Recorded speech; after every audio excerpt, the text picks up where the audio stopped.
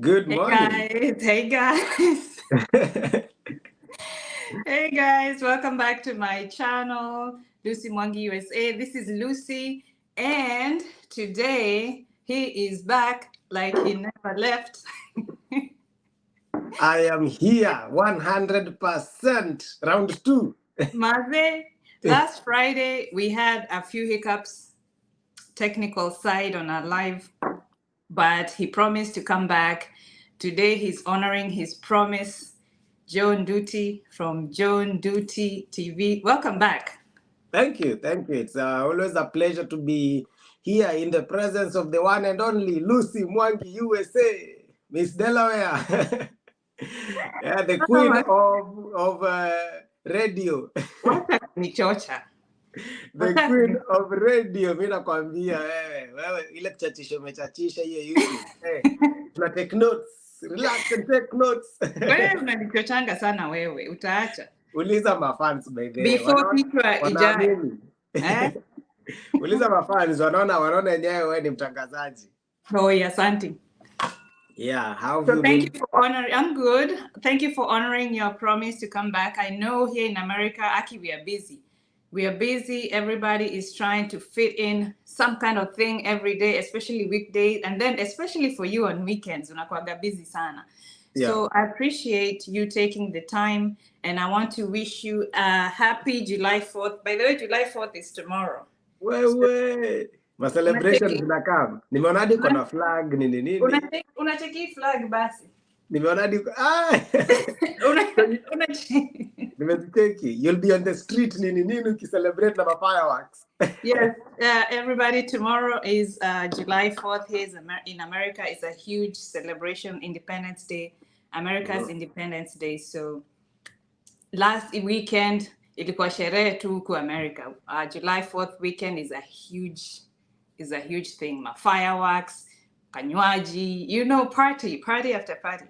Yeah. Yeah, so I happy noticed July DC 4th. was very busy and a lot of tourists. Kulikuwa watu wengi sana wanakam DC, ma street zilikuwa zimefungwa. Yeah, it's a big deal. Okay, so leo ni kuchapa tu story to catch up. Life Maju. I know when I played back the video from last Friday, I to be honest with you, like 90% of the video when we were recording, when we were live, I could hardly hear you. For real? I could hardly hear you. When I played back, I was like, wait, kumbe everybody could hear you but me. Yeah. Hata mimi I listened to the video and I was like, mbona alikuwa anasema anisikii because I could not hear you. Like 90% of the video or the record of the live, I could not hear you. Yeah. It's only that I know your story. So I was hearing bits and pieces. So in my head, I was like trying to connect to understand what you could have said. Okay. For me to ask the next question, because I was like, I can't hear him and I don't want to cut him off because I could see your mouth moving and I know you're saying something. So for almost the entire live, I could hear like snippets of the things you were saying. But thankfully, when I played it back, it sounded okay. Oh yeah, I think then shida ya mitambo ilikuwa pande yako sasa. Ni kama sasa wewe ndio unatumia nini Nokia 310. Wewe wacha. Hey, by the way. Unatumia Nokia 310 unisikii na sisi huku tuko America tunatumia high tech technology. Wewe niko na all the new gadgets. Wacha. I think it was ni shetani tu alikuwa anaingilia. Hadi nikazima wifi yangu. Hakuna kitu. I know. Ukulipia data yako, ulitumia data yako yote.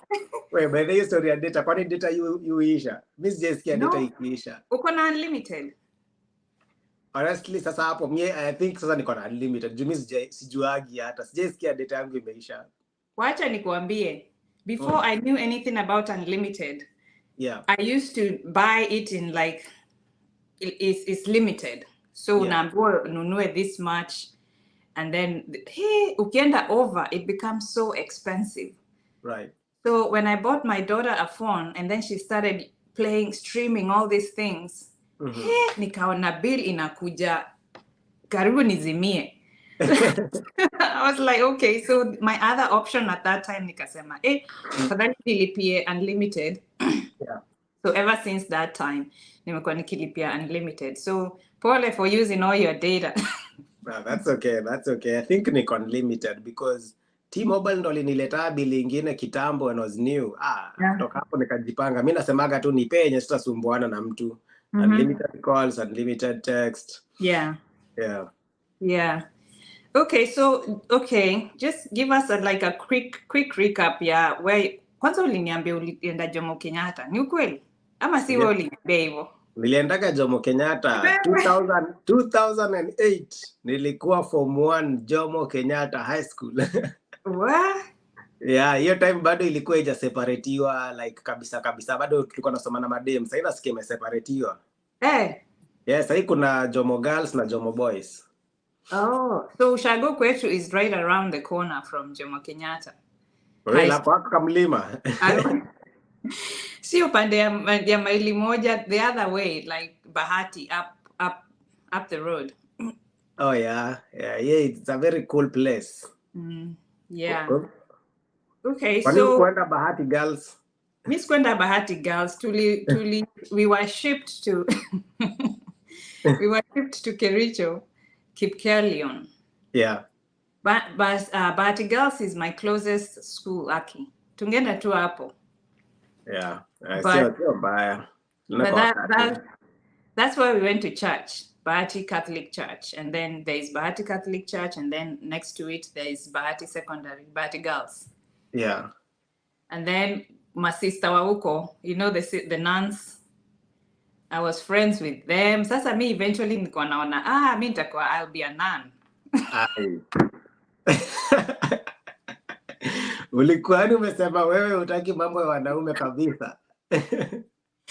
Eventually, because we had so many friends there who are nuns, and then we had some chicks who are friends of ours, walikuwa Bahati Girls also. So me, I was like, now which is which? These chicks, they look like they're living their best lives in high school. Their best lives and they're not getting laid. Huh? Their best lives and they're not getting laid. Who? Not the nuns. The girls. Mercy Girls. I mean, see Mercy Girls, Bahati Girls. Okay, yeah, I thought the nuns were having a good life. I mean, at that time, mimi nikiwa mdogo, nikiwa primary, nilikuwa naona, madem, wako poa, sijui ni wako boarding school, sijui weekends. So I think they were able to come out weekends, sijui waende wapi. But then the nuns on the other side, naona wako holy, maisha yao iko proper tu, wanaenda tu binguni straight. So I was like, now which is which? Eventually, hizo vitu zote, they just went out the window. Vile uliona maisha in real life in 3D. Nuns hao ndio, in fact nikapatana na nun mmoja. Hao ndio wazuri sasa. Na wale wanajifanyaga wataki lakini wanataka. Wacha kuharibu CV. Hakuna story ati aenda binguni straight. Au pewa hao. Me, I have, by the way, guy, Mungu anisamehe, but I have so many stories about all that. I have so many stories, but this is not the time for that. I know a guy who married, he's Kenyan, and he married a nun. Sasa huyo nun alimwangushia aje, ama nun ametoka America, ameenda Kenya kupiga injili ya Mungu. Kidogo nun amerudi America na mzee. Na sasa they are married. Me, I know a priest that married someone and had kids. And then I know nuns who it's story mob. So that's a whole different story. That's a whole different story. So okay, stories za green card tuliongelea, ukasema ulikuja na green card, ulipata mahala zingine huko before you got your interview, and you were able to do that, ukapersevere, uka-insist, ukaenda pale na ubaya sana. So for me, that is a show of resilience, not giving up. Hata kama deadline iko hapa, inakuangalia hivi na macho. It's not over until it's over. It's not over. Wanasemaga aje hapa, it's not over until the fat lady sings or something. Yeah. So yeah, so don't give up, don't give up. Alafu sasa tukaongelea stories za how you came here, how you moved from Florida to Virginia. By the way, we ni neighbor yangu. Seen my neighbors, Upper Delaware. It's like an hour, 30 minutes, right? Nataka niangalie your market ya Delaware. Nasikia nyumba they're a little bit cheaper than Virginia. I think so. By the way, here when I was trying to buy my house, you get some kind of incentives when you buy houses in less developed areas. So hiyo ndio strategy nilitumia because eventually I knew that the area is going to develop. Right. You know, una focus too unaona okay. If you look like 5 years ahead, even if the place right now looks like deserted, iko tu na mamiti, sijui forest or whatever, there's nothing going on there. 5-7 years ahead, that place will be bursting with activity. So hiyo ndio strategy nilitumia. So when you buy a house or you have them build your house, which is what I had them do, if you have them build your house in like a not rural but less developed, then it was way cheaper. And now after that, whatever years later, of course, market value imeenda juu ya nyumba. Right. So by the way, najua wewe niko hapo niulize maswali, but let me maybe jump in kidogo nikuulize about that. Umesema that's what you did, like you asked them to build the house, right? So is it cheaper if they build it for you, or how does it work compared to just taking a mortgage on a ready house? So initially, I have done it both ways. During the collapse, the financial collapse of 2008, when they were selling bad mortgages, when they were giving anybody and everybody these mortgages, knowing damn well that they're not able to afford it. So during that time, I was able to qualify for a house. Mpaka mimi nikashangaa nikasema haya. Mnanipea mnanipea mortgage yote. Yeah. I'm looking at my paycheck and I'm like, haya. I'm looking at my husband's paycheck na tunasema tunaweza afford hii kweli. And then, but they approved it. And that's why they went wrong. That's why they got sued and all that, because they were giving bad mortgages for people who cannot afford to pay back. Right. So during that time, I qualified for a house. So I've bought houses that was a house that was already built. So we bought that. And then after the financial collapse, everything went downhill. That's a topic for another day. So we lost that house. And then this one, I decided to try and see what is the benefit of having them build it. So the mortgage is inclusive of the land. The land, and then they build you the house. So the way that works is you go to the to the office and they give you a layout of the land, the plots, where the plots are. You pick a plot, wanakuambia, okay, you can choose one that faces east or west, whatever. The sun will be setting this way and the sun will be rising from this way. That way you know where to put your deck. If you want the deck to be where the sun is rising, so in the morning unapata sunrise. Deck ni nini? Unajua si watu wa Kayole hatujui deck. Deck.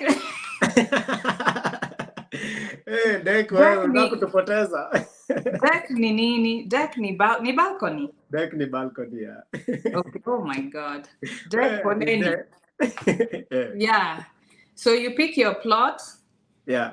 And then they have different models, house models, which so if you want, there's a standard model, unaweza pikio. It comes with whatever it comes with as one package. If you need any additional features in the house, you have to pay extra. So for example, there's an option of a finished basement or a partially finished basement. You can pick that, or that comes as standard. If you pick one, and then they tell you if you want it a fully completed, finished basement with the bathroom downstairs, nanini, you pay more. The more you add, the more money unatoa. Is it like included in the mortgage, or you pay cash separately? Can you add all those extras in the mortgage? Yeah, you add them in the mortgage. Okay. So your monthly payment goes up. Okay. So the way they asked me to do was they asked me for what can you afford monthly without failing to pay, without missing your mortgage payments, because you don't want to do that. Here in the US, you don't want to miss your mortgage payments. Yeah. They don't play, Aki. They don't play. Yeah. So nikawambia my at that time, depending on my job, how much I was making, nikawambia this is how much I can afford without straining. So you meet with a financial advisor and akwambia, okay, this is what we have that can match your needs. And then unajudge unaona, okay, is this what I need as far as space? So it can be 2-bedroom, 3-bedroom, whatever, depending on your family and whatever is comfortable with you. Then unauliza, do you want a finished basement, partially finished basement? And then, so the beauty of having them build the house for you is you pick the features, pick the colors, you pick the cabinets, the island. Ka island ni kale ni kama kameza kanakuwaga hapo katikati in the kitchen. Right. You pick the countertop colors, whatever material you want, kama ni granite, ama ni whatever you want. So everything, you're so involved. So that's what I liked about that, because you're so involved in that project. So alafu, they keep you updated during the whole time. And then the electricians, you know, if you want to put an alarm system in your house, if you want it to be a smart house, if you want to put surround system uko, music in a filter kwa nini, kwa seal, whatever you want, they involve you in that process. So that was kind of cool for me. And then every step of the project, there's a project manager is in communication with you. When the house is, there are different stages. Wanakuita wanakuambia ukuje. You come and look at the house, the progress. So we would come with my daughter, tunachukua mapicha nini. I couldn't believe I'm doing all that in the US, yani. Yeah. Yeah. That's super cool, but yeah. Alafu najua mafundi huku si kama wa Kenya, hawana ujanja mingi. Hawana, by the way, inakuwaga wale wa nini, most of them ni watu wa mkono tu. Yeah. So project manager ndio, hata ukikuja kwa nini kwa site, when you come to the site, mbona hii blouse inakaa ni kama haini respect leo? Wewe unaonaje? Ni kama inakaa kombo. Haini respect hata kidogo. Ndio hiyo sasa. Isa inakurespect sasa. Mimi niko na OCD, sitakangi vitu crooked. Very perfect to the point. So anyway, so when you come to the site, the guys that are working, they don't talk to you. They don't talk to you. They just work. So the project manager is the only person that can tell you anything about what is going on with the house. Au tu wanachapa tu job. So even if you come to the site and then you start telling them, oh, sijui ni nyumba yangu, nataka kujua, they don't talk to you. Yeah. They don't. So you have to wait. Si kama Kenya unakuja hapo na kitambi yako unasema wewe Kamau, hiyo mshaga hiyo na hiyo simiti usipwage mingi hiyo, unajua. Usileta Kenya yako hapa. Yeah, so that was really, really good. Yeah. And then when the house is completed, you do a tour. You do a tour, you're allowed to take videos, you can do whatever you want. And then if you have any questions, they support you with that. After that, I think 3 months afterwards, they still support you in case you have any concerns. When a new house, I didn't know anything about that until when a new house settles. So unaanza kuona sijui ma cracks wapi, sijui you know, because it's new. Yeah. So you still have the support for you know, for that for like 90 days after. So that was the difference. That was the difference. That's cool. That's a cool experience. So and you mentioned it's almost, apart from those advantages, is it almost cheaper?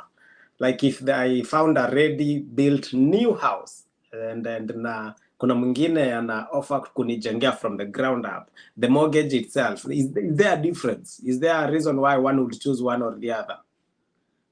I think any preference, but I think the ready-made houses are more expensive because they are already coming with a lot of things already. You don't need. Wengine wameshaweka mabaa kwa basement. Yeah. Fully furnished, sijui theater. Yeah. Watu huku they're extra. So yeah. Theater kwa basement. So yeah, me if I had to do it again, I would do it the same way. Yeah. Yeah. That's super cool. That's super cool. But the final question on that: can I choose a duplex? Can I choose to build a duplex as opposed to a single family house?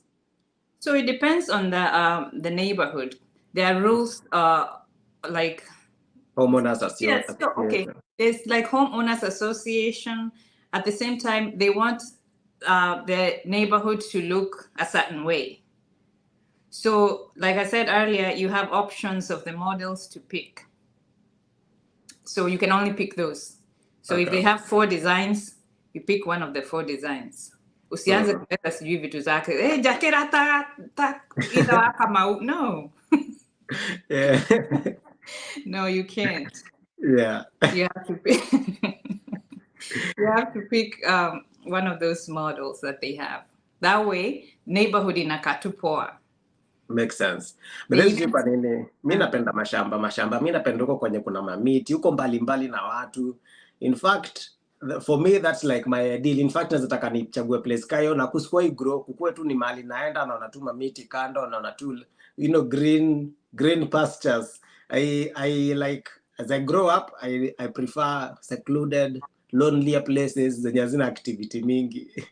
Yeah, okay, so the other alternative for that would be like to engage with a builder and / mortgage company, and then come up with your, like, figure out what you want as far as the design for your house and have them build it for you when you buy your land wherever. Yeah. Super cool information. Kwa wale watu wanakuja majuu na wako na dream ya home ownership, at least they have the gist. Yeah. Yep. So leo, by the way, leo nilikuwa nataka tuongelele kuna udem on my YouTube channel. She texted me. She is watching us from Saudi Arabia. Doreen Agelo. She says, help me find a host. Mi niko Saudi Arabia, nataka kuja America, nisaidie kutafuta host. Sasa hii ni kazi gani? Utatafutiaje mtu host, Joe? Kusema ukweli hawezi tafutia mtu host, because hosting someone or inviting someone to your house is not something that Joe can just ask. Niaje Lucy, hebu eka huyu mtu kwa nyumba yako. It's a big deal to have someone in someone's house. Like, yeye inataka tu personal initiative ya mtu kusema ni aje, mimi according to my family ama whatever I can or I cannot. Before ni come pia mi US nilikuwa nadhani it's like automatic. It's like wewe uko America, mbona nisikuje kukaa tu kwako mpaka nijipange, you know. Until you come here and you realize the different factors. You have to consider huyu mtu labda job yake, size ya nyumba yake, income yake. Kuna two factors mingi, hata kuandika hiyo affidavit to the Department of State.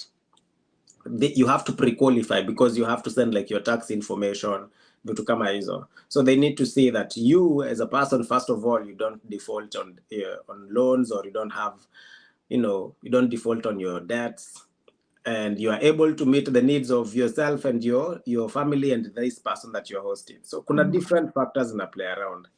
Na pia tu kama mimi nimezoea kutembea na boxer kwa nyumba na feel na feel niki-host mtu sitaweza kutembea na boxer, so kuna hizo personal preferences. What I can advise anyone who's looking for a host, and pia mimi nimeona watu wengi wanakuja kwa DM yangu, mtu anaifanya ikae ni obvious ama ni kama ni kitu simple. Si kitu simple, best kwanza na processes na pia personal preferences. But for anyone who's looking for a host na najui mtu yote huko majuu, honestly, it's just keep on, asking for people mwenye wako huko majuu. Kama saa wewe, mimi, anyone, aje, unajua mtu yote anaweza ni host. Mimi ukiniuliza saa hii nitakwambia enda shiko Hope TV. Huyo analipisha watu kuhost. Huyo atakulipisha lakini atakuhost. Like, utamlipa, yeye kwake ni business. But for someone to really, accept for you to come to their house, I think lazima pia akuwa na kujua kidogo. It's a complicated process if it's a complete stranger. That's what I would say. And also, I think the legality of it all, because unim tujui. So, for example, like Doreen, I like, even if you ask me to host you, I really don't know you, tujuani. Yeah. And even if I did, the legality of it, because now I'm taking you as my personal responsibility. Anything that happens to you you're under my care, technically, quote unquote. So, I wanted to bring that thing up of Shiko Hope TV. That's the only one that I've seen on kwa mitandao ati she's doing the Finns Immigration Services that does the hosting and accommodation. So check out her YouTube channel. Go to her website if you're looking for a host. And this is not just for Doreen. This is for anybody out there who feels like they maybe, wameshinda green card, or they're having like hopes of coming to the US and they don't have any kind of accommodation or host connections. So that's what I can advise for now. Maybe down the line, this is something also I would like to do, because I know how much people want that and how much they need that. Kwa sababu watu wanashinda ma green card, they don't know anybody here. So Mungu akitubariki, maybe down the line, that's something that I would like to do. But for right now, Shiko Hope TV. Maybe to add on that, I've noticed pia kwa hii experience here, green card and visas, so many people are not financially prepared. And I would say that is a game changer. If you're financially prepared, like uko na tu do unasema niaje, mi ni host na niko na like $2,000 ama niko na do fulani, nikifika US mi nitazajipanga 1 2 3. It's easier when you have money, because you don't want to be in a situation where mtu amekuhost and then you're still depending on them for A, B, and C, and D. And realize, like, huku people are paying bills after bills. They're struggling with their own financial situations. Ndio maana watu wanapiga double time, OT, manini, kukimbizana na bills. So hautaki wewe ukuje ukue bill ya mtu mwingine. And I think that's another factor zenye wase wengi ukatajua na feel. Me personally kwenye siko in a situation where niko comfortable na live large. So sitaki kukuwa na bill ingine ninalipa. So if you are financially prepared, utapata huyu mtu utampressure sana. Like I remember when host wangu aliniruka wa kwanza family, huwa pili aliniambia niaje, mimi nimewa Mlami na uwezi kaa hapa sana, 30 days ndio utakaa hapa sana. Na aliniambia tu 30 days, because of that me I knew after 30 days I will need a place hata kama ni Airbnb. So nilikamna do na God alinisaidia nikapata documents zangu rahisi, haraka. I was able to live easily because nilikuwa na pesa yangu yenye naweza jilipia ndege, naweza enda nikae kwa pahali. But ningekuwa tunaambia host tena nifanyie hivi, unakuwa burden keep plan. Na that's not what you want. Yeah. And then Thomas, he was in the debunk WhatsApp group ile yako. Oh, ile Nduti network. Nduti network WhatsApp group. Yeah. So he was asking about the employment-based visas. Like he doesn't know which visa to apply for if he wants to come here as with a work visa. So he was sending me a screenshot of all these visas, and I said, "Mami, I don't understand these ones." So his thing was, he has a family member here who is a nurse. So he's saying that the nurse is friends with the boss. So anataka connection, anataka sister yake amconnectie na boss wake apate job hosi. So he wants to come to work in that hospital. So I was like, okay, but don't you need the hospital to invite you officially so you can go to the embassy with the invitation to apply for the visa? Ama, how does it work? So I referred him to travel.state.gov. Hiyo ndio inawaambia story hizo zote. So because I'm not sure which website he was on, it didn't look familiar to me. Yeah, and like generally speaking, US, UK, Canada, Australia, pale popote tu umevuka hizo ocean, hakuna story ya connection. Connection inaishaga ukitoka Africa. Like huku nje hakuna ati juu mimi ninajua nani ama mimi am friends with this person that mtu anaweza niorganizea. Everything iko based on the system. And there was recently I was speaking to this Philippine girl. Amekaa US in mwaka yake ya kwanza na alikuja na hizo travel nurse, hizo kampuni za kuleta nurses. There's a company in Northern Virginia called Inova ilienda huko Philippines kutafuta, kwa sababu walikuwa na shortage ya nurses. Ilienda huko Philippines kutafuta nurses, wakawahire, wakawapangia kila kitu from flight ku dependents wao wote, wakafika huko wakawapea 10-year green card, wakawapea 3 months place ya kukaa 3 months mpaka wakuwe financially stable na wakawasaidia kutafuta apartment. It's an initiative ya kampuni ndio inaweza kufanya hivyo. Mtu individual hawezi kufanyia hivyo. Yeah, so that's what I recommended, because I also at my job I know this nurse, she just finished her contract akarudi the Philippines, so it's a lot of that going on. But come here with the legal, Kiria, I keep saying that, come here through the legal channels, so you won't have like mashida ukifika huku. Yeah, don't hope that somebody will connect you with who and who. In fact, hata angekuwa hapa US, even if that person was here in the US, and you are my sister, you are a nurse, and you know the boss, and now in my own ways, maybe nimekuja na conference, whatever, all these illegal ways, nimejipata US, bado unajua uwezi ni connect na job yoyote, hata ungekuwa unajua mwenye hospitali. you cannot help me. No. It's upon me to go to that system, to the website, apply, show my credentials, be invited for an interview. Like hata ungekuwa wewe na mwenye hospitali, in fact ingekuwa mwenye hospitali ni bwana yako, hata bado hawezi nisaidia. It is that's how it is. Yeah. Way. So, just here mwenye follow the legal ways, and I'm glad ulimwambia travel.state.gov. Atapata those work visas and then the prerequisites in order to apply for those. Yeah. So Leo, we're just talking about general things here, Life Maju. So I think, was it yesterday or today, I was watching Jeremy Damaris. Right. You know Jeremy from KDM? I do. Yeah.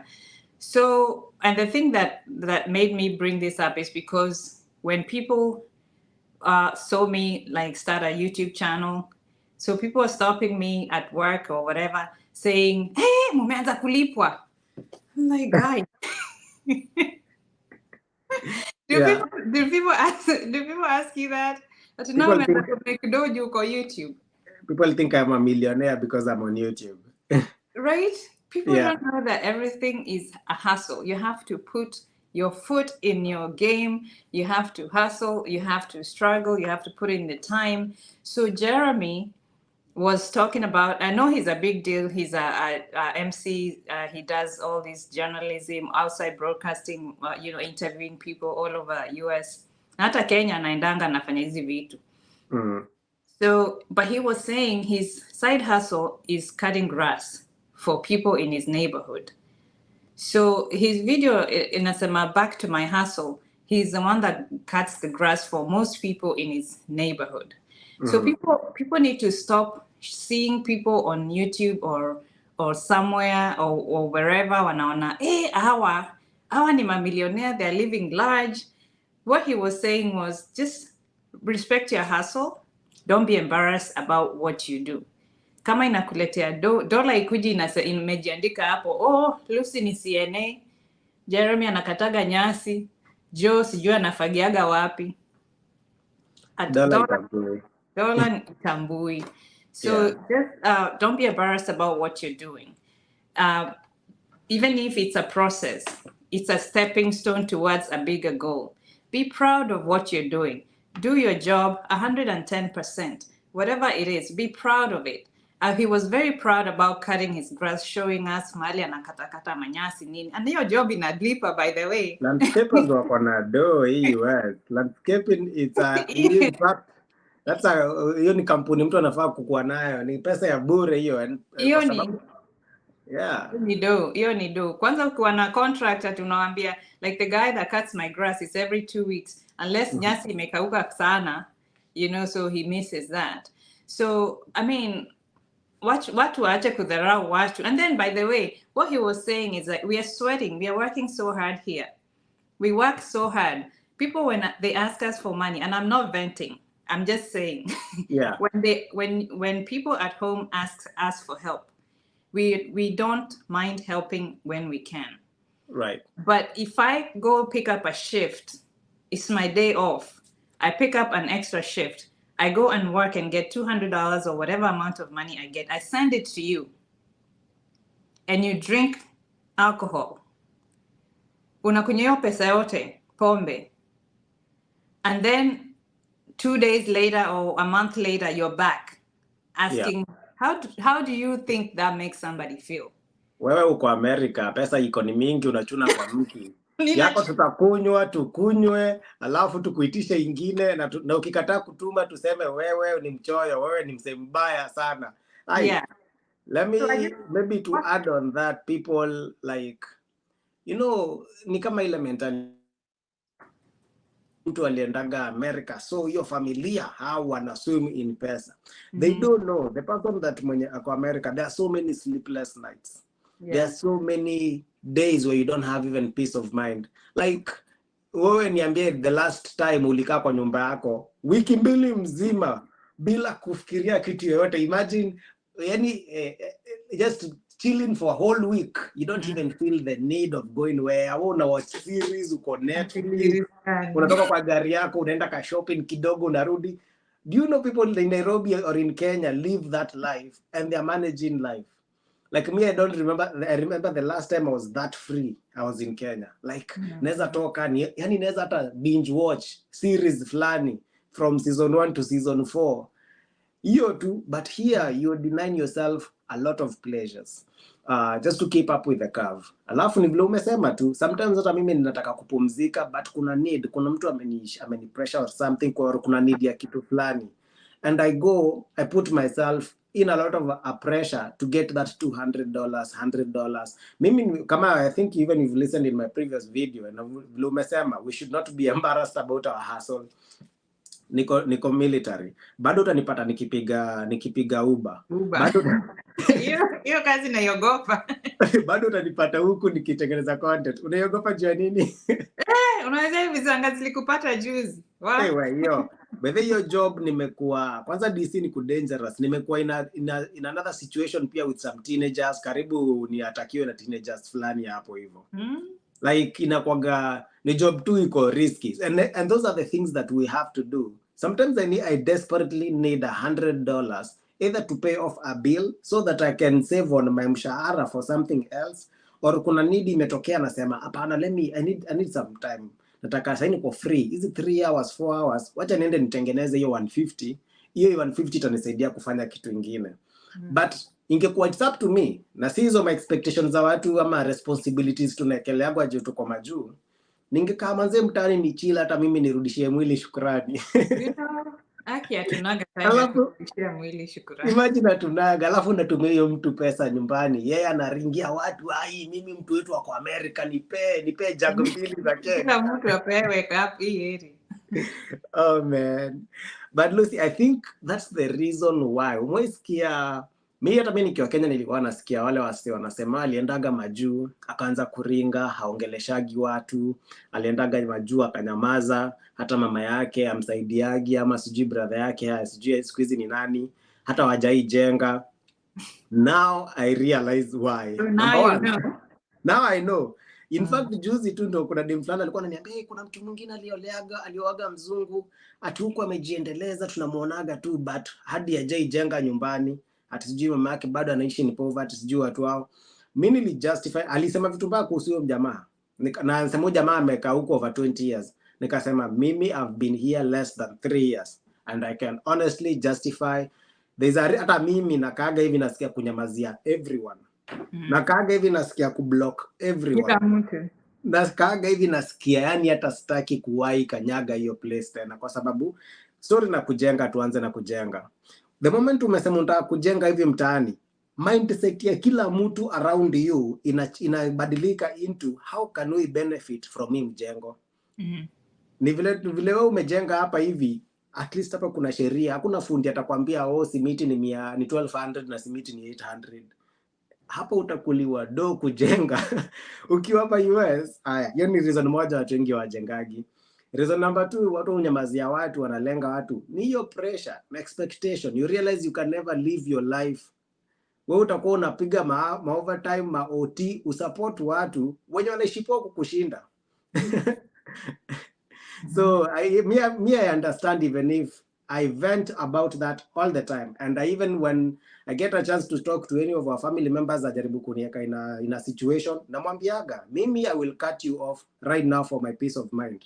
Namwambiaga tu live, because I cannot be putting myself in an uncomfortable situation. Wewe unataka wewe unataka kujibamba tu na idol inachunwa kwa mti. So maze. Alafu sisi tukiwa hapa alafu sisi wenye tuko hapa US, just to feel pressure ya compare ourselves with other people. Just live within your means. Don't try to keep up with the Joneses. Utasafa sana. So just know what your limits are, what your capability is, what you can afford, and live. Usianze competition. Kwa sababu mtu anaona huyu alimenunua sijui gari gani. Hata mimi wacha niende niitishe. Unajua hapa unaweza ingia kwa any dealership na utoke na gari without even paying a cent.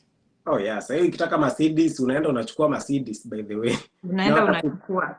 Unaambiwa enda nayo. Anakuambia sign here. Sign here and go. Sign here. Hizo allergies ni nini zinakupeleka mbio? Hizi ma pollen nimekuwa nazo hii time of the year, na kuaga na hizo ma allergies za pollen mbaya. Yeah, so don't live within your means. Utakuwa sawa. Yeah. Utakuwa sawa. So compare. Wacha nikuulize swali lingine ulikuwa umeniuliza. So I'm bouncing it back to you. So how do you manage relationships with people here in the US? Kenyans especially here in the US, una manage aje? Mimi si manage. Really give up. Like I usually have, like recently I have my small talks with myself. Inasema it's crazy. Like unajua sengu niona hapa kwa social media wanaona kama mimi ni social sana. Me apart, when the camera goes off, I don't want to talk to anyone. I don't want to see anyone. I just want to be by myself. And I've noticed relationships hapa ni another draining factor. Ni another job. Ni another something you have to think about. Ni ngumu sana, especially with Kenyans, my fellow Kenyans. Number one shortcoming ni kuna aspect ya comparison. Unapata ukiongea na Mkenya sana anataka kujua unafanya nini, uko wapi kimaisha, financially or economically, akompe maisha yako na yake. Hiyo ni kitu nimenotice sana. Kuna a lot of competition. Kuna Mkenya anataka kuwe better kumshinda, because sisi wote huku ni kama sasa tunakimbizana na opportunity, you know, and that's a shortcoming nimeona. Sijawahi, ni ngumu uongee na Mkenya akutolea form, akwambie vile utatengeneza do, akwambie vile utajiendeleza kimaisha. Mi wa Kenya wengi nimeongea nao ni wase maybe wanataka tukutane tupati, wanataka, but mimi na feel ni mimi mgeni hapa, sijui vitu mingi na niko na long way to go. Kuna vitu mingi nataka kufanya, na feel ni kama sina hizo resources and energy ya kuput into what people are putting into. Let's meet up, drink, let's meet up, gossip and all that. So mimi si manage. Like me, ilifika mahali after some experiences, honestly I don't have relationships with Kenyans mara mingi, and I don't hang around with. Notice na wale watu wanafikiria kukuja majuu. Trust me, and this is something you will witness. So many people, strangers that don't know you, will tell you, will give you good information, will help you, will be on your side more than your own people. Na that's the reason. Mi na siko ubaya, na kuna mtu mwingine aliniambia ati ukikufa nani atakusaidia? Nika realize kumbe most Kenyans hang around toxic relationships with their fellow people because of the fear that if you die unataka watu kuchangia. Why don't you just buy yourself a life insurance? You will be paid millions of Kenyan shillings. In fact, the cheapest one unaweza buy a life insurance ya $100,000. That's 10 million Kenyan shillings. Over 10 million utalipwa ukikufa. Watu wenye watalipwa na uzikwe vizuri. Instead kuna watu like mentality ni mtu anaogopa, tuko huku nje. Sasa nikikufa ama kitu kinifanyikia nita. Bro, get yourself an insurance. You will be covered. Unaweza buy tu ya nini funeral peke yake. Ya $10,000. Na 10 na 20. Yeah, you can just, and it's cheap like kuchoka. Mimi nikauliza, so you can be in a toxic relationships, kwa sababu mwenye alikuwa ananiuliza hivyo alikuwa ametoka kuniventia about vile Wakenya wengine wamemfanyia, vile wametangaza siri zao huku nje. It's like you tell me something personal to you because sisi ni Wakenya, tuko na something in common, and then mimi niende ni share kitu umeniambia with my circle of other Kenyans. Alafu wewe ukiwa huko Delaware unaanza kusikia moshene imekurudia kutoka mtu wako Chicago kitu uliniambia. Now that's the problem with Kenyans, like our relationships within ourselves. It's a lot of gossip, a lot of moshene. Utasikia mambo yako ikiongelewa state ingine na watu wengine hata huwajui, simply because ulishare something with someone. Na kuna hiyo, mimi spendi mambo yangu ikiwa public, hiyo design, you know. Yeah, me too. I'm very private. I was saying in your other video. By the way, that video, thank you for watching that video that Joe interviewed me, the first video. I think inaitwaje. Tutai-link kwa hii nini later. Inaitwa how I got my 5-year visa and became a nurse. Yeah, thank you guys for watching and sharing that video. Nilikuwa nasema I'm a really private person. My dad was like that, so I take a lot of my characteristics from my father. Yeah. But now coming out on YouTube, I'm putting myself out there, and it's kind of like unnerving for me. But you know, you don't know until you try something. I don't want to limit myself, at the same time. So I mean, ukishajiweka huko nje, it's very difficult to like try and manage people's reactions na nini. But at the same time, it's up to you to manage yourself. Yeah, you're right. But you do realize there are things you say on YouTube, and there are, there's Lucy Mwangi, the YouTuber, and there's Lucy Mwangi who you are after the camera goes off. There are so many sides of you people don't know, because you don't want us to see that, right?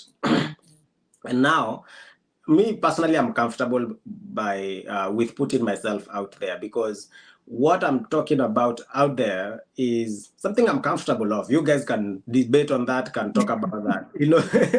It's okay. I'm comfortable with that. But there is my own now personal life that maybe your camera can go off. I'm on my zone. I'm doing my own things I don't talk about to anyone, and plans I have on my own struggles for my, the things I go through. Those are things I don't maybe personally share with the public. Now, when you get a friend or you have a circle of people, they have, in one way or another, they know you as a person, apart from the person when the camera goes on. So, and I think I'm just protecting my energy. I don't want to be with these friends who will now dim my energy again. Drain it. Tukue personal, alafu wa drain energy yangu. Me your relationships na Wakenya zimenishinda kabisa. Hadi nika give up, nikasema me I don't know, me I can't do this. Yeah, that's a real struggle. But what are other lessons you've learned for your short stay here? In your short stay here, what are some of the lessons, or what have you realized that you assumed ukiwa home, and now it's different when you're here? Just the American dream is just a dream. Hey, the American dream is just a dream until you actually put in the work. You actualize it. It's just a dream. Mpaka uamke asubuhi uifanye ikuwe hiyo dream reality. itaendelea tu kukua dream. Na hii aka job kauba kama nifunza tu lessons. Na ndaga kuna area fulani into Alexandria iko hapa Northern Virginia. There's a lot of Africans, especially Eastern Africans, Ethiopians, Somalis, few Kenyans, Ugandans, you know, a lot of Eastern Africa. Nimekutana na wase wengi from Rwanda, your area. Na saa zingine they don't know I'm Kenyan. Sometimes wanaweza ona jina I'm African. Wengine hata maybe don't even pay attention to the name, or wengine just ignore, because naweza kuwa na client na me I don't like talking. Me hata kwa rating yangu ya Uber ni in terms of friendliness yangu iko chini sana. Me I don't want to talk. I just want to mind my own business and could drop niende shughuli zangu. So wengi unaona nasikia conversation wana have hapo nyuma, maybe ni watu wawili watatu, ama tu nakuja na realize there's a lot of Africans who are here na wajai kukua economically free, like they are still living ni kama wako Africa kiplan. You know, hawajashikanisha hii uradi ya hii first world. Kwa sababu ya nini? Maybe mindset yao bado ni ile bado ya Africa. So napata kuna mse yako hapa na hakuna difference na angekuwa nyumbani. In fact kuna mwingine tu nilibeba juzi, and then wakakosana na demi yake. Walikuwa watu wawili, I think they were from Rwanda. Walikuwa wawili wakakosana na demi yake tu wakiwa hapo kwa cab. So walikuwa wanaenda kwa uchali. Vile walifika kwa uchali, udema akasimamia wana go home. Udema anaishi DC na uchali anaishi Alexandria. Niliwachukua place ingine into Arlington.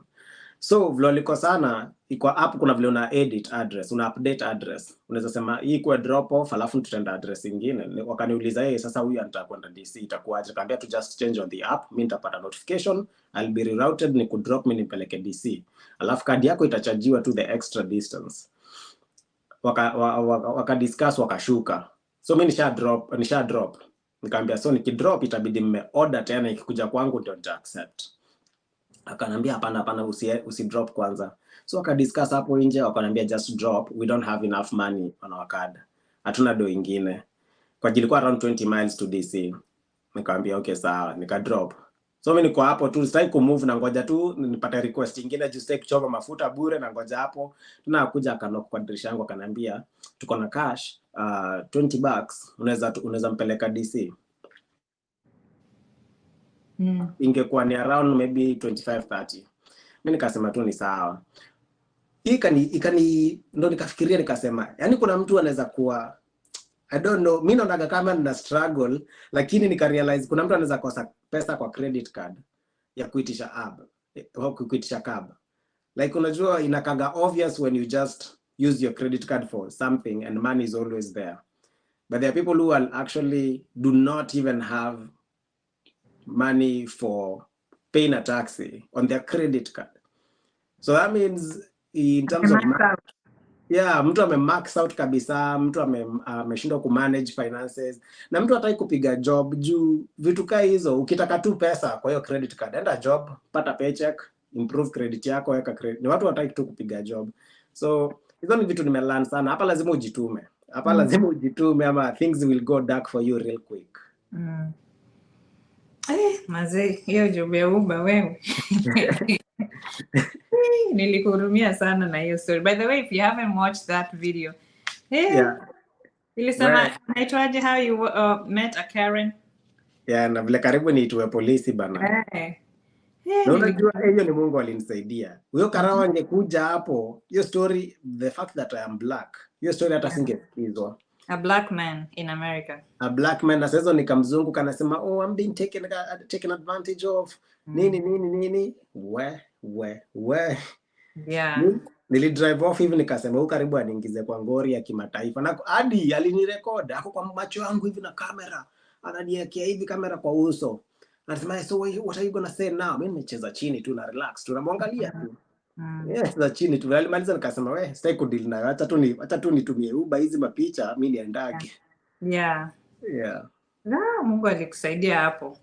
Tungekuwa tunaongea stories zingine saa hii. Hizo ni story unasikia ewe. Ndio inakuwa dangerous, but making money is a difficult thing.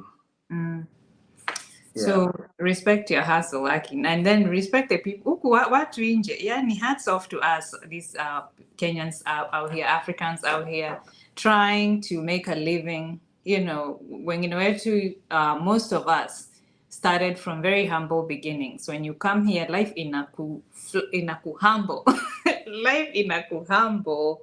Yeah. Because, for example, like me, nilikuwa kwa radio, nilikuwa na, you know, Kwa kaseleb status. kidogo. So kukuja hapa and you're at the mercy of your host, ujui mtu, you are at the mercy of, hey, you can't just wake up and do whatever you want to do. Yeah. You don't know where to start. You're waiting for somebody. And me, I'm very independent. So kungoja hivi, nasikia kama ninawashwa. Yeah. kungoja hivi mtu aniambie kitu, like what to do. Like even when I'm a new employee somewhere, I just want to learn things fast so I know what to do. I hate not knowing what to do. Yeah. So iyo kukua just humbled. And the fact that you have to start from the most humbling jobs in order for you to build yourself up. Unafunga tu macho, unasema, this is what I need to do. This is what I need to do right now. And this is not what I'm destined to do for the rest of my life. But it's what I have to do right now, and it's what I'm going to do. So regardless of what people say, sijui, oh, Lucy alikuwa sijui Metro FM, sasa ako sijui America, sijui anaosha washosho, sijui anafanya nini. Unafunga hiyo noise. You just block all that noise and just do what you have to do at that particular time to help you move on to the next step.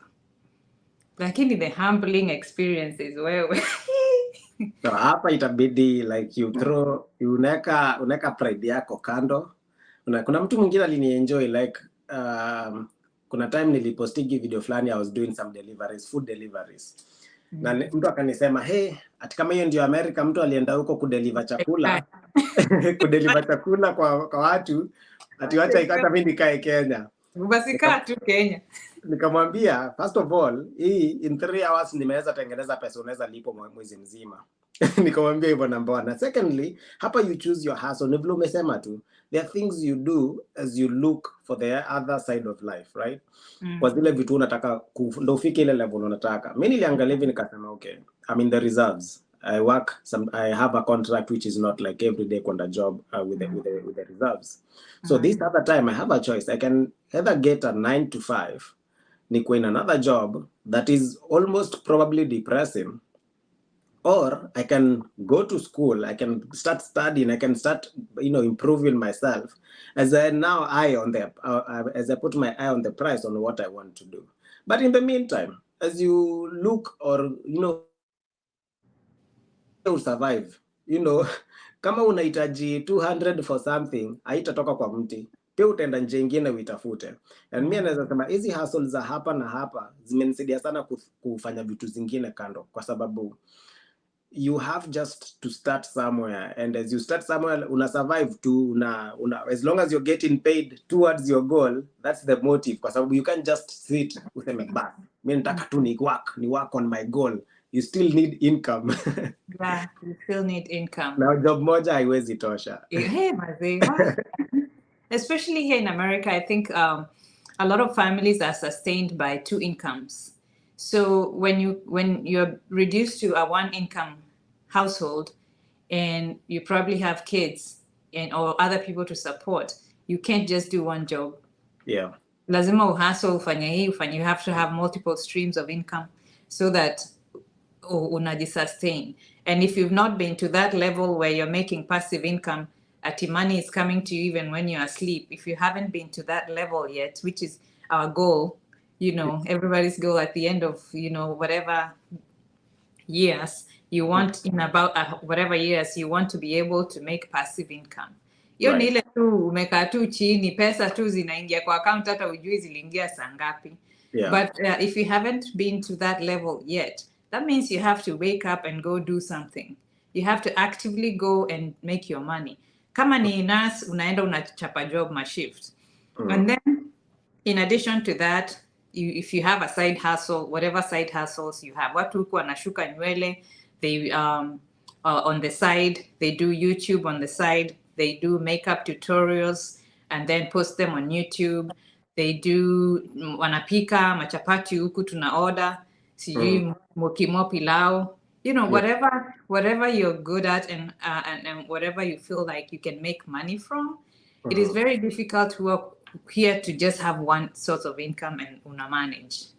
Yeah. And by the way, talking about money, unakumbuka Kenya tulikuwa tunalipwa sijui once a month. Mimi mlikuwa mnalipwa once a month? No, ulikuwa commission. Nilikuwa alipwa hata kama ni commission bado utalipwa end month. Tulikuwa tuna survive aje? Hata sijui bado tulikuwa na survive. Imagine unapewa pesa mara moja kwa mwezi. Leo ilikuwa mwisho wa mwezi ama mwanzo wa mwezi? Mwisho wa mwezi. Ina depend wapi. Kuna wengine walikuwa walipa 27, 28. Mimi nakumbuka sisi tulikuwa walipwa 27. Kila mwezi 27. Unalipwa hivi, unalipa rent, unapiga shopping ya kwa nyumba, unafanya 1 2 3. By the time ni first tarehe 2 3 ushasota tena. And then now you have to stay a whole month being broke. Yeah. And that's the difference between huku nje you cannot wait for a month. Hata 2 weeks zingine inakuwa 2 weeks ulilipwa huku by the way to our viewers. Huku tunalipangwa bi-weekly. So every 2 weeks, for the most part. Yeah. Every 2 weeks. For the agencies, for people who work for healthcare agencies, it's every week. So kila Friday ama kila Monday, ushapata do yako. With agencies, kuna wengine wanakulipa at the end of the shift. So it depending on the so chapa zinaingia tu. Unamaliza shift ndio hiyo. Unamaliza hivi shift unasikia umepigwa so ine, unaambiwa enda good night. I know. But you have an option to say no, don't pay me, just hold it off until the end of the week. But it's good to have that option kwa sababu unaweza kuwa you need that money like today. Yeah. So mimi nilikuwa nashanga, tulisurvive aje KBC tunalipwa once a month. But tulisurvive. And talking about money, unakumbuka last time kwa video tulikuwa tunajua what's what. Mimi nilienda nikagugu. Nilienda nikagugu sasa American currencies. Ulijua kuhesabu wa shilingi? Wewe uko na 50 bob hapo ama 20 bob. Sasa so American currencies, ni $100 bill is the biggest. Yeah. Umeiona? Umecheki na kama mpya, imetoka ATM leo. Wewe, hii ni graduation nini? Some of my graduation gift. Unajua niligraduate juzi. Ukapewa bado? Pesa ziliingia. Yeah. And then the next one inakuwaga $50 bill. And then kuna $20 bill. Sina $20 bill hapa. Alafu kuna $10 bill. Hiyo ni $10 bill. And then kuna $5 bill. Alafu kuna $1. That's the lowest denomination as far as bills. Haya, sasa coins zile zilikuwa zinatuchanganya. Mimi nilikuwa nafikiria the largest coin ni 25 cents. The quarter. Ilikuwa ndio kubwa. No, I thought that was the highest denomination as far as coins. Kumbe USA.gov/currency inasema kuna 50 cent coin. Ushaiona? 50 cent coin? Mimi sijaiona. But wanasema that's there. Mimi sijaiona, but kuna 25 cents, that's a quarter. So 4 of those make $1. Haya, unakumbuka siku anajua nini 10 cent 10 cent ndio dime. So 10 cent is the dime. Haya. How much of those make $1? These ones? The 10. How 10 of those make $1? Yeah, 10 of these make $1. Okay. So 4 of the quarters make $1. Right. So the one that we didn't know ni the 5 cent. The 5 cent ndio tulikuwa tumesahau. That's a nickel. How many of those make $1? Sasa si multiply by 20 ama? Because these ones 10 of these make $1. These are 10 cents. and these are 5 cents. So Oh, yeah. So it's 20, yeah. So hii inaitwa nickel. It's a $5. It's a 5 cents. 5 cents. Hiyo ndio siku nakumbuka jina. It's a nickel. That's a nickel. So if you have 2 dimes, that's what I was trying to say last time on the video. If you have 2 dimes and a nickel, that's 25 cents. Right? It's equivalent to a quarter. Joe, pay attention. Yes, umenipoteza. Yeah, that's why I was trying to tell you guys, I got confused for like a year. I didn't know what was going on. And then the final one is the penny. It's 1 cent. What? It's 1 cent. Is There's a penny. something after 5 cents, there's 1 cent. No, after 5 cent, the nickel is 1 cent. So 1 cent, that means 100 of this make a dollar. 100. Class imeisha. Okay, let's narrow down. What's the equivalent of 1 cent in Kenyan shillings? Ai, sasa nini hizo? Nataka tu nijue vizuri juu. Yeah, if $1 is equal to... But wacha from the beginning. So if $1 is equivalent to 100 shillings. 100 shillings, So 25 cents is equivalent to $25. 25 shillings. Yeah. And then what? 5 cents is 5 shillings? No. No? Yeah. Cents. How many 5 cents make up 25? 5? Yeah.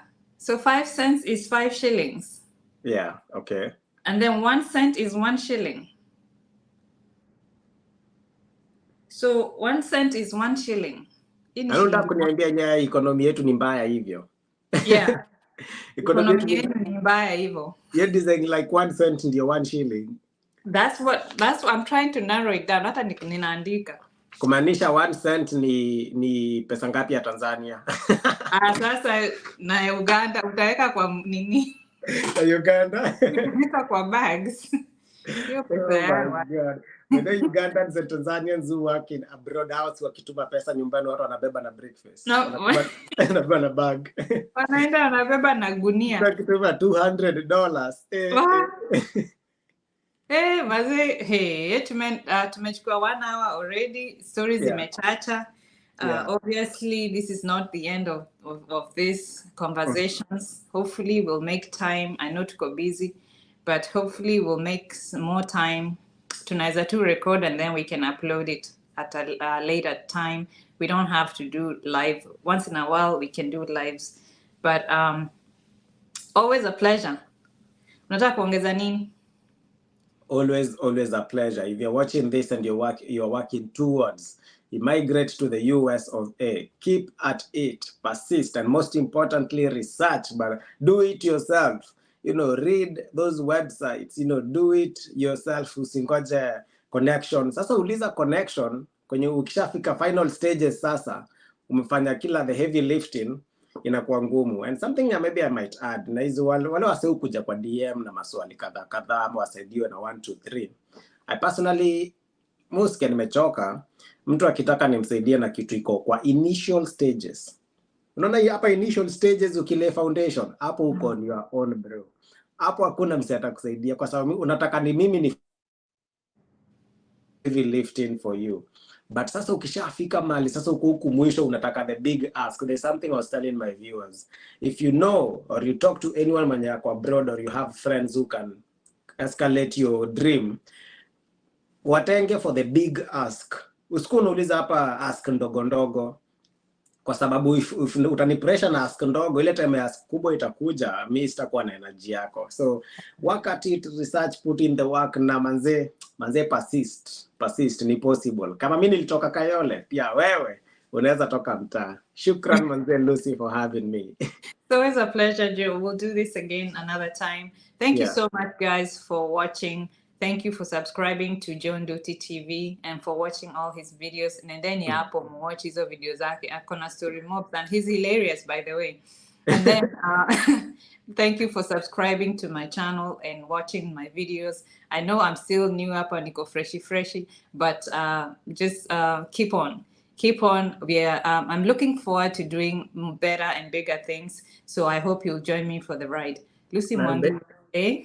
Ngoja kidogo, by the way, nini hiyo story ya hosting hiyo tutaongea sana Lucy, tuone vile tunaweza anzisha hata sisi platform ya kusaidia kuhost watu, because I hate saying no all the time. If I can look for that problem, a solution to that problem, I think it's something we can work on. Yeah, we'll talk about that and see about the logistics. I just don't want to do something that is illegal. That, you know, I wanna have like an entity or some kind of a legal company that we can do it, you know, vizuri. Yeah. Sitaki vitu za njaro hapa. Yeah. Hata mimi hivyo nilikuwa nasema, we come up with a legal entity na tukuwe na immigration lawyer mwenye atatuambia how it is done. Yeah, so that's something that I would love to do, and I would love to partner with you if that's something that is you're interested in. You never know, Mungu ako mbele. Mungu ako mbele bana, plans zake ni ngori. Yeah, so guys, tomorrow is July 4th. Happy Munaona hii we. Munaona nyinyi. Munaona. Happy July 4th, everybody. Independence Day. Happy 4th of July, Kesho. Joe, thank you very much. Guys, remember to seize the moments, trust the process, and I will see you next time. Adios. Bye, Joe. Bye-bye, Lucy. Thank you.